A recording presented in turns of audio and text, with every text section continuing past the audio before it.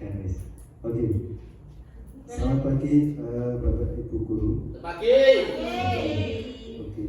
Sebelumnya yang saya hormati Bapak Sutanto SPDI selaku Kepala Sekolah SDN Negeri 01. Selanjutnya yang kami hormati Bapak Ibu Guru SDN Negeri SDN Negeri 01 yang saya hormati pula. Oke, sebelumnya saya ucapkan terima kasih kepada Bapak Ibu Guru yang berkenan untuk hadir di ruangan kantor SDN Negeri 01 ini untuk menghadiri dalam kegiatan rencana tindak lanjut yang saya akan presentasikan kepada Bapak Ibu Guru semua. Oke, pertama-tama saya panjatkan bersyukur kehadirat Allah Subhanahu wa taala yang mana pada siang hari ini kita dapat berkumpul di sini tanpa ada halangan suatu apapun. Salawat dan salam senantiasa kita aturkan kepada Rasul kita Nabi Agung Muhammad SAW. Semoga kelak kita mendapatkan syafaatnya di yaumul qiyamah. Amin. Oke, langsung saja nih terkait maksud dan tujuan saya berdiri di sini di depan Bapak Ibu Guru. Sebelumnya di sini saya akan mempresentasikan proyek tindak lanjut yang mana sebelumnya saya sebagai guru PJOK di SDN Negeri 01 ini mengikuti kegiatan PKG PJOK yang diadakan oleh BPGB Jawa Tengah, tepatnya di Kabupaten Pati. Sebelumnya sebagai pengantar mungkin Bapak Ibu bertanya-tanya terkait apa itu PKG PJOK. PKG PJOK ini yaitu program yang diselenggarakan oleh BPGB Jawa Tengah yang mana ini sebagai program peningkatan kompetensi guru PJOK yang mana itu meningkatkan kompetensi di pembelajaran yang berpusat pada peserta didik. Kegiatan ini dilaksanakan selama kurang lebih 3 bulan dan ini tepat di bulan Desember, yaitu bulan terakhir yang mana saya sebagai peserta mendapatkan tugas untuk membuat rencana tindak lanjut terkait program pembelajaran berbasis proyek khususnya untuk mata pelajaran PJOK. Dan untuk proyek pembelajaran berbasis proyek kali ini saya mengambil tema yaitu Soltra atau Festival Olahraga Tradisional. Sebelumnya mohon maaf, ini di dalam tulisan itu kita menggunakan F yang harusnya menggunakan huruf V.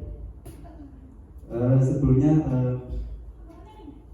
untuk Soltra ini yaitu sebuah festival olahraga tradisional yang mana dilatar belakangi oleh beberapa poin. Yang pertama yaitu permainan tradisional merupakan salah satu warisan budaya yang erat dan nilai edukasi sosial serta budaya.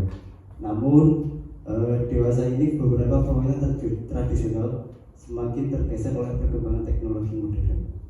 Anak-anak cenderung lebih mengenal permainan berbasis teknologi dibandingkan permainan tradisional yang mengandung banyak manfaat. Selain itu, kemajuan teknologi telah menciptakan gaya hidup baru yang lebih pasif. Anak-anak cenderung menghabiskan waktu dengan bermain ponsel dan juga memainkan game online. Pendidikan jasmani dan olahraga adalah atau familiar disebut dengan PJOK merupakan bagian integral dari pendidikan secara keseluruhan yang memiliki peranan dalam pembinaan pertumbuhan fisik, psikis, keterampilan motorik dan penghayatan nilai-nilai serta pembentukan pola hidup sehat. Melalui permainan tradisional dalam pembelajaran PJOK dapat membantu anak dalam bersosialisasi dengan temannya. Selain itu, bermain sangat diperlukan untuk perkembangan gerak dan kebugaran anak. Dari terkait kasus tersebut, dari seberapa pentingnya yaitu permainan tradisional dan juga fenomena yang ada di sekitar kita terkait anak-anak makin kesini terlalu fokus dengan handphone dan alhasil malas, dan juga menyinkronkan dengan pembelajaran PJOK yang mana itu salah satu pilar pendidikan di negara Indonesia ini yang mana untuk meningkatkan perkembangan gerak dan kebugaran anak. Dengan melihat aset SDM Negeri 01 seperti kepala sekolah, guru-guru yang profesional sesuai dengan kualifikasi akademiknya, dan mendukung kolaborasi dalam peningkatan kualitas pendidikan, peserta didik aktif bergerak, halaman yang luas dan mendengarkan suara peserta didik terhadap ketertarikan pada permainan tradisional dapat mendukung pembelajaran dengan model SEM untuk mewujudkan pembelajaran PJOK yang holistik. Jadi tema atau proyek yang saya ambil ini berdasarkan dari adanya aset-aset yang ada di lingkungan SDN Negeri terkait satu adanya aset manusia yaitu kepala sekolah, guru-guru yang kompeten, dan juga fasilitas yang ada di sekolah, yaitu salah satunya halaman yang luas, dan juga akan ketertarikan siswa. Ternyata setelah saya observasi dan saya dalami, ternyata adanya ketertarikan anak-anak terkait permainan tradisional. Maka ini salah satu tema yang saya ambil, yaitu terkait dengan Festival Olahraga Nasional, dengan yang nantinya akan saya bungkus, akan saya kemas dengan model SEM. Mungkin Bapak Ibu asing terkait model SEM, mungkin sedikit saya jelaskan terkait model SEM. Itu adalah salah satu pendekatan pembelajaran PJOK yang mana anak-anak itu lebih kita fasilitasi, atau istilahnya apa, kita berikan kesempatan untuk mempraktekkan pembelajaran PJOK yang lebih nyata. Dalam hal ini mungkin Bapak Ibu saya gambarkan lebih detail, yaitu anak-anak itu nanti akan kita fasilitasi dan kita beri kesempatan untuk mempraktekkan pembelajaran PJOK sesuai dengan apa yang mereka inginkan. Contoh misal adanya pertandingan sepak bola, anak-anak itu nanti kita fasilitasi bagaimana menjadi seorang penyelenggara pertandingan. Ada yang berperan sebagai pemain, ada yang berperan sebagai supporter, pendukung, dan lain sebagainya. Yang pastinya anak diberi kesempatan untuk praktek langsung di lapangan dan menerapkan model SEM tersebut. Mungkin nanti lebih lanjutnya akan saya terangkan lagi. Nah itu latar belakang kenapa saya mengambil tema Festival Olahraga Tradisional.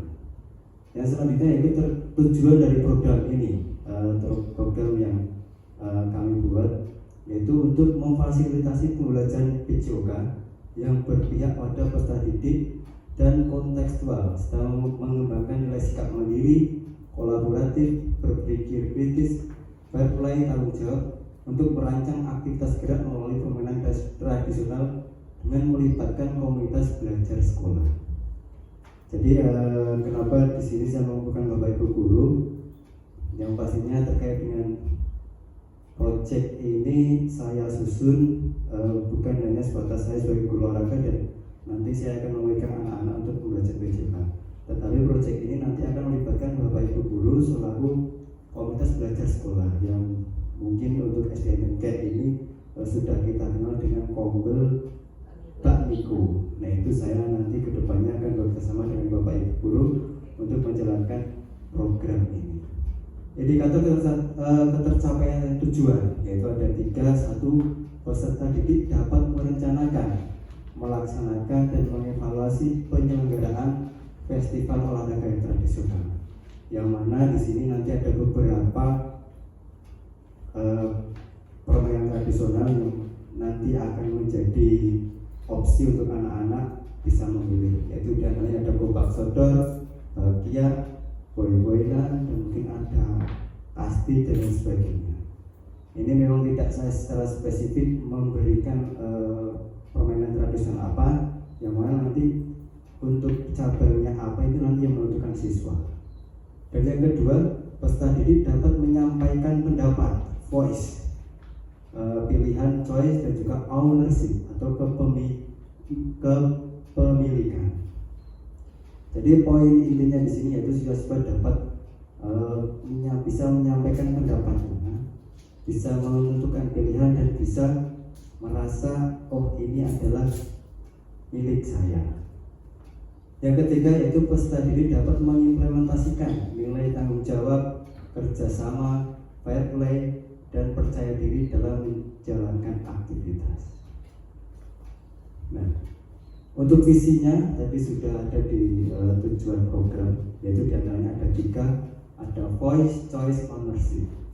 Jadi perlu Bapak Ibu ketahui terkait dengan program atau kegiatan PJOK dalam menyusun suatu program pembelajaran itu kita harus ada 3 poin, yang mana yaitu ada voice, choice, dan ownership. Voice di sini yaitu peserta didik menyampaikan gagasan terkait program yang akan dilaksanakan. Jadi anak-anak itu diberikan kesempatan. Seperti halnya ini program terkait permainan tradisional, anak-anak diberi kesempatan. Anak-anak terkait program ini, terkait permainan tradisional, sudah seberapa jauh anak bisa memahami ini.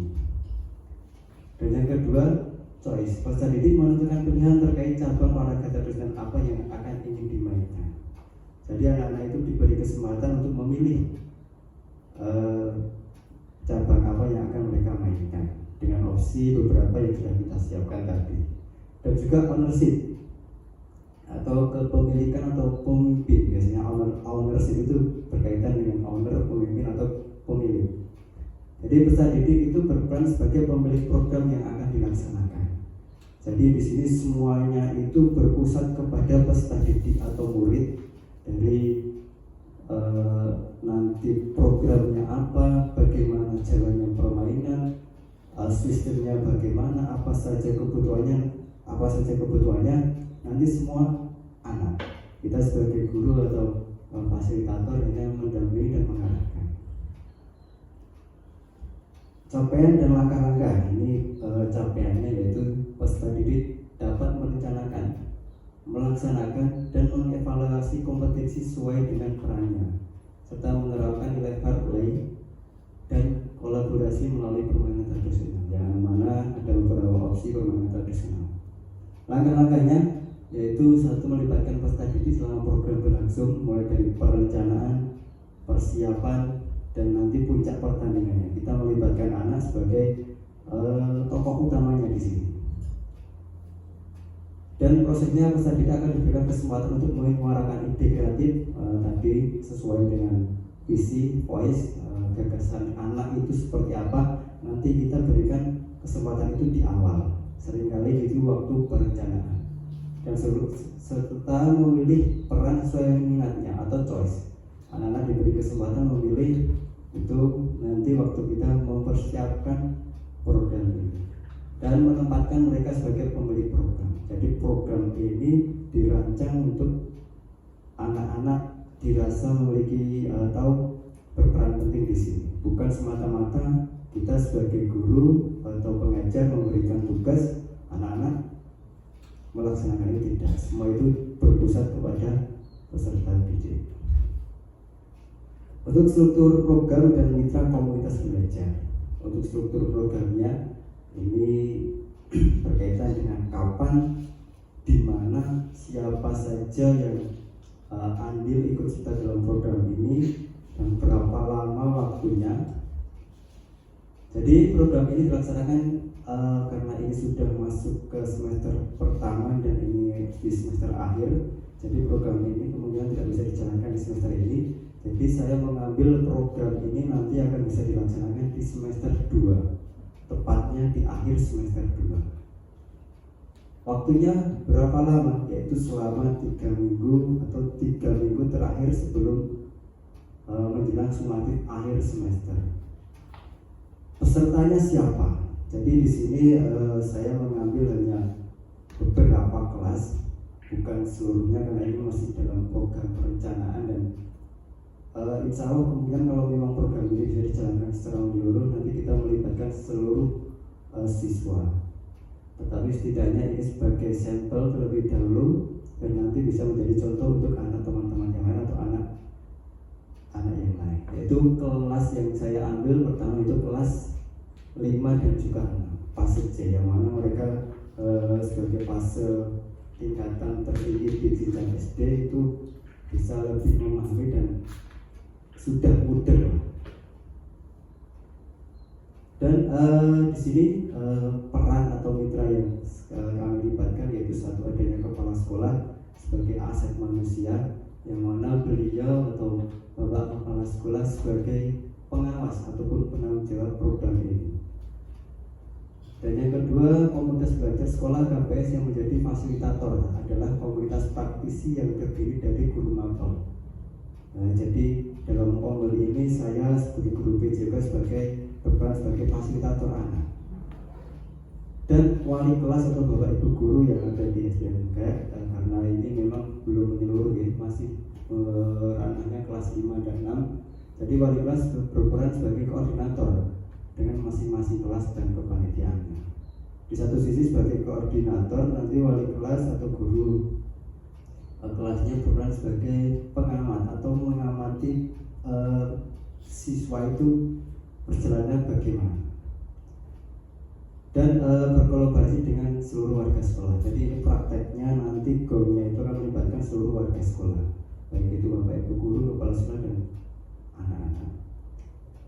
Dan untuk program ini masuknya ke dalam program atau pembelajaran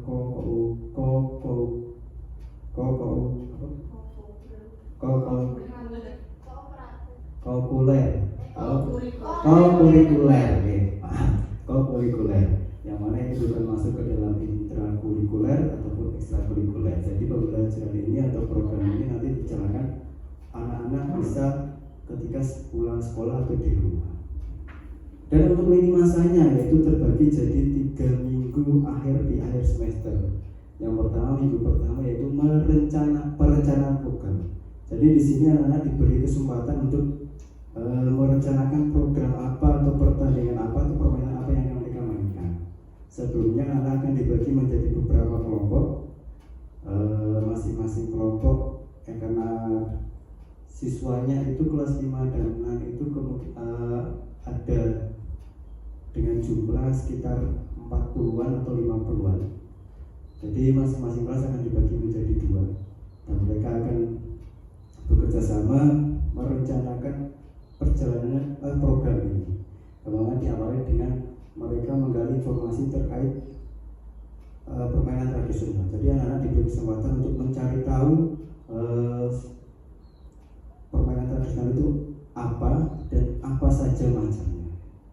Nah, setelah itu ketika anak sudah tahu ada beberapa macam permainan tradisional, anak-anak diberi kesempatan untuk memilih dengan kesepakatan bersama melalui musyawarah permainan apa yang akan kita mainkan nantinya gitu, untuk perencanaan program. Dan untuk persiapan pertandingan yaitu ada di minggu kedua, yaitu terkait dengan anak-anak mempersiapkan semua keperluannya, yang mana seringkali dalam sebuah pertandingan itu ada berbagai peran, diantaranya yaitu ada yang pastinya ada tim 1, tim 2, dan ada berperan sebagai wasit, ada yang berperan sebagai pendukung, ada yang berperan sebagai medis atau P3K, dan juga ada di sini saya pengen juga ada yang berperan sebagai promotor atau caster atau penyiar. Nah, ini untuk apa? Untuk menggali potensi siswa, kreativitas siswa, bagaimana mereka praktek gitu. Nah, ini semua kita persiapkan di minggu kedua.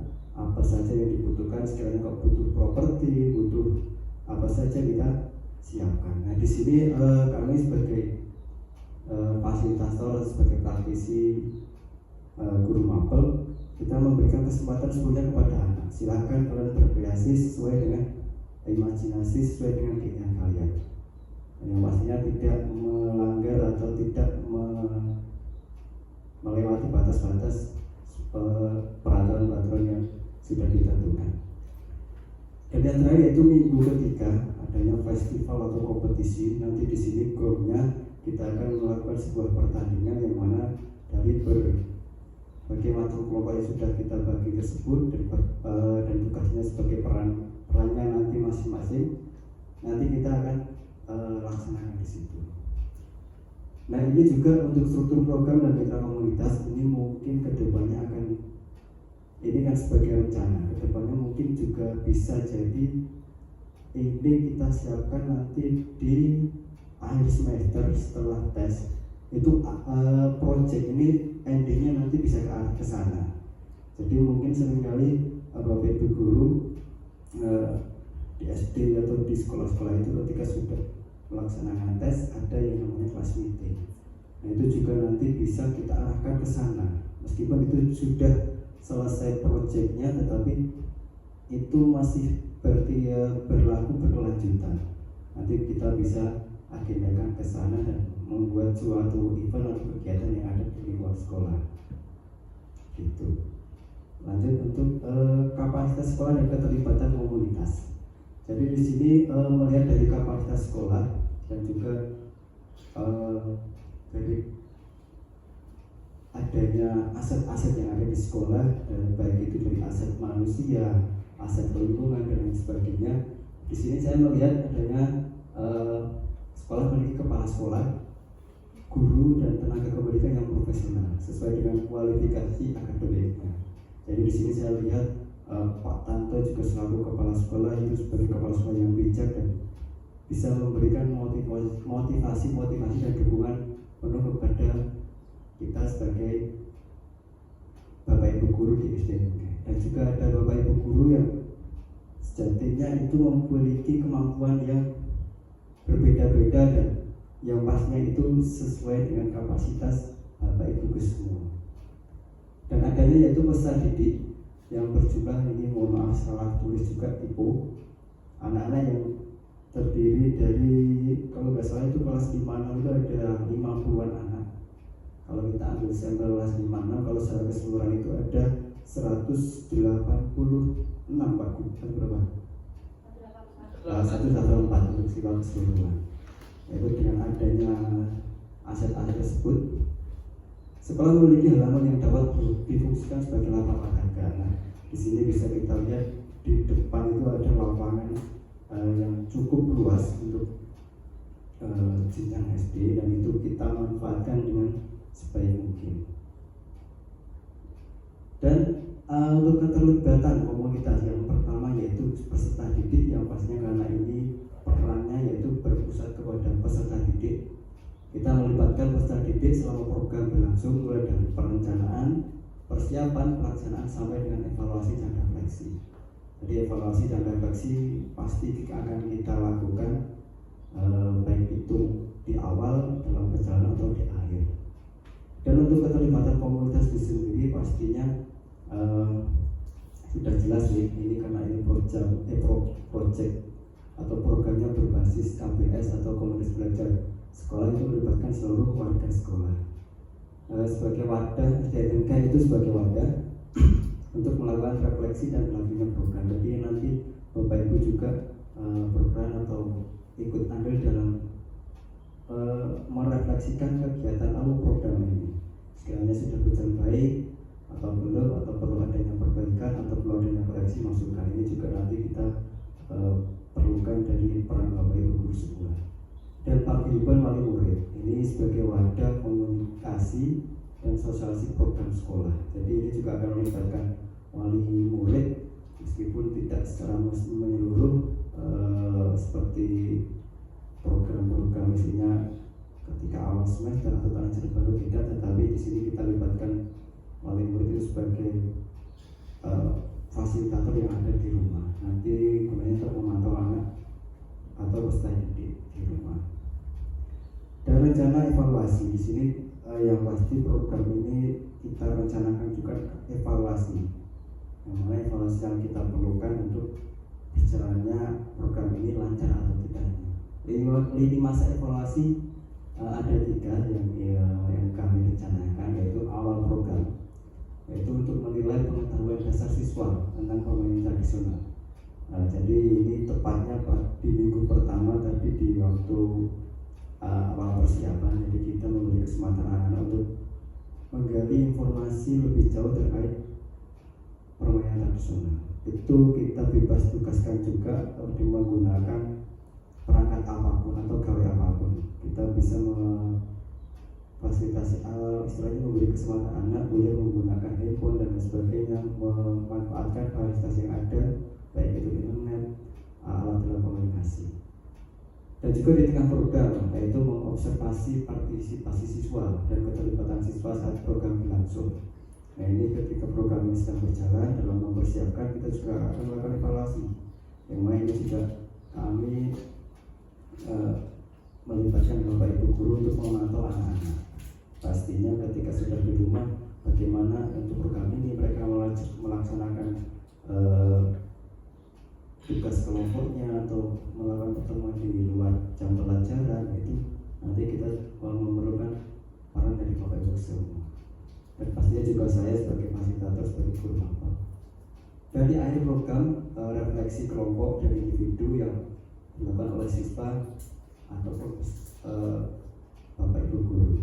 Jadi di akhir program ini akan melakukan refleksi yang mana nanti dilakukan oleh anak-anak. Bagaimana pembelajaran ini, bagaimana program ini, bagaimana kesannya, bagaimana kedepannya nanti akan kita lakukan evaluasi.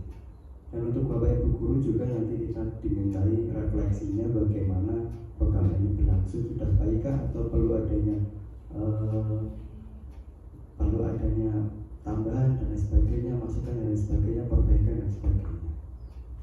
Itu. Dan untuk sumber data yang kita ambil yaitu sebagai bahan pelaksanaan evaluasi akan menggunakan dokumentasi video yang pasti ini kegiatan ini program ini akan kita dokumentasikan.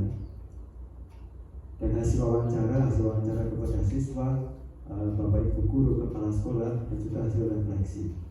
Teknik pengambilan data yang kita gunakan melakukan observasi tadi, kita memantau anak-anak, kita melakukan wawancara dengan guru dan murid, dan juga refleksi dengan murid. Hasil refleksi kita gunakan untuk teknik pengambilan evaluasi.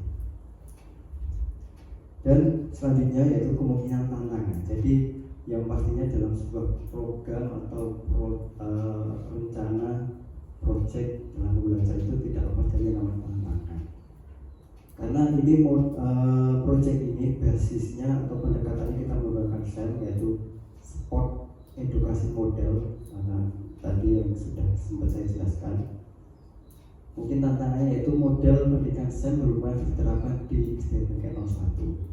Jadi kemungkinan sebuah tantangannya ini akan sedikit sulit karena program ini sebetulnya belum pernah dijalankan atau model pendekatan ini belum pernah dijalankan. Kita memberikan peran baru kepada anak mungkin sebelumnya belum kita jalankan, dan disitu pasti akan ada sebuah tantangan bagaimana mengkondisikan anak, mengarahkan anak.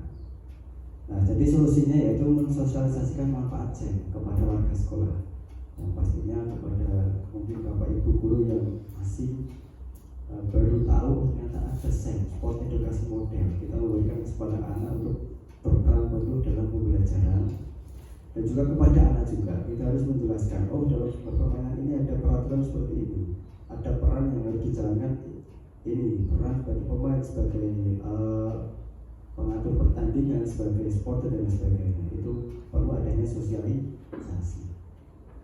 Dan tantangan yang kedua itu pengelolaan kelas, dan pastinya mungkin ini sudah sering kali Bapak Ibu alami terkait pengelolaan kelas, karena basicnya kita itu sekolah dasar atau SD, itu pasti anak-anak itu seringkali sedikit susah diakomodir atau dikendalikan.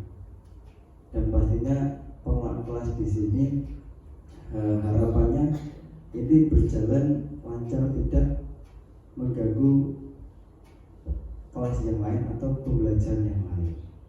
Jadi biasanya anak-anak itu ketika sudah diberitahu edik, asik, mereka bersemangat, sampai ketika mungkin waktu hari selanjutnya ada pembelajaran lain, mereka malah fokusnya ke sini, tidak fokus ke pembelajaran yang seharusnya dilakukan pada hari tersebut. Maka solusinya yaitu menyusun perencanaan jadwal yang efisien tanpa mengganggu kegiatan lain. Jadi di sini kita harus menekankan, oh kegiatan ini nanti disiapkannya ketika sudah di rumah, karena sifatnya ini yaitu pembelajaran co-curricular yang tidak diingat dan juga tidak diekstra. Ketika sudah selesai pembelajaran di sekolah, di rumah itu silakan kalian baru boleh melanjutkan entah itu berdiskusi dengan temannya atau apapun itu, yaitu di luar sekolah. Oke, sudah selesai. Jadi itu mungkin apa yang saya presentasikan di sini. Jadi saya garis bawahi sekali lagi. Jadi presentasi ini yaitu salah satu bentuk rencana tindak lanjut yang mana dari satu program PKG PJOK dan pastinya secara kompetensi, secara pribadi sendiri sebagai guru PJOK yang melibatkan Bapak Ibu guru. Dan itu harapan kedepannya program ini bisa dijalankan dengan baik dan mungkin ada imbas baiknya kepada rekan-rekan guru yang lainnya, yang mana kita sudah memberikan sebuah kompil belajar ini jatuhnya ke berbagi praktik baik mungkin, jadi saling belajar satu sama lain. Mungkin kedepannya hubungan atau kerjasama yang baik antara Bapak Ibu guru, meskipun secara kompetensi kita berbeda, ada guru olahraga, ada guru agama, ada guru kelas, ada kepala sekolah, yaitu nanti kita sinkronkan untuk menjalankan program-program yang di sekolah, yang artinya untuk meningkatkan pembelajaran anak, yang artinya berpusat kepada peserta didik, yang mungkin seringkali kita kata itu dalam RPP dan sebagainya, modul ajar itu pembelajaran berdiferensiasi. Nah, ini skalanya lebih besar, kita melibatkan komunitas belajar yang ada di sekolah. Mungkin itu saja presentasi saya. Mungkin dari Bapak Ibu guru ada pertanyaan. Oke, kalau tidak ada saya cukupkan. Saya ucapkan terima kasih kepada Bapak Ibu guru, kepala sekolah yang telah memberikan waktu dan tempat kepada saya. Sekali lagi semoga kedepannya kegiatan apa saja yang ada di sekolah di SDN Bengkai bisa berjalan dengan lancar. Jadi bisa memberi manfaat baru kepada lingkungan atau warga sekolah SDN Bengkai. Yang pastinya terutama itu untuk siswa-siswa atau siswa-siswi kita yang ada di sekolah. Akhirul kalam, saya akhiri. Wabillahi taufiq wal hidayah. Wassalamualaikum warahmatullahi wabarakatuh.